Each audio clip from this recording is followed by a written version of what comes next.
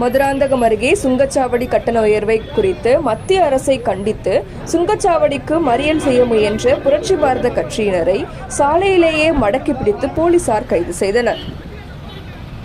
செங்கல்பட்டு மாவட்டம் மதுராந்தகம் அடுத்த ஆத்தூர் சுங்கச்சாவடியில் ஏப்ரல் 1 முதல் மத்திய அரசு பராமரித்து வரும் தேசிய நெடுஞ்சாலையில் 40 சுங்கச்சாவடிகளில் விலை உயர்த்தப்பட்டுள்ளதை கண்டித்து புரட்சி பாரத கட்சியின் மாவட்ட செயலாளர் தலைமையில் 100க்கும் மேற்பட்டோர் ஒன்றிய அரசை கண்டித்து சுங்கச்சாவடியில் மறியலில் ஈடுபட சென்றனர்.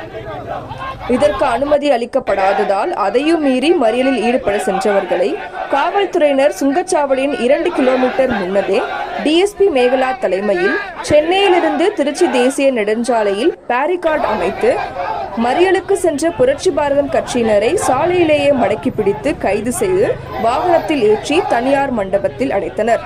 இதனால் பரபரப்பு ஏற்பட்டது.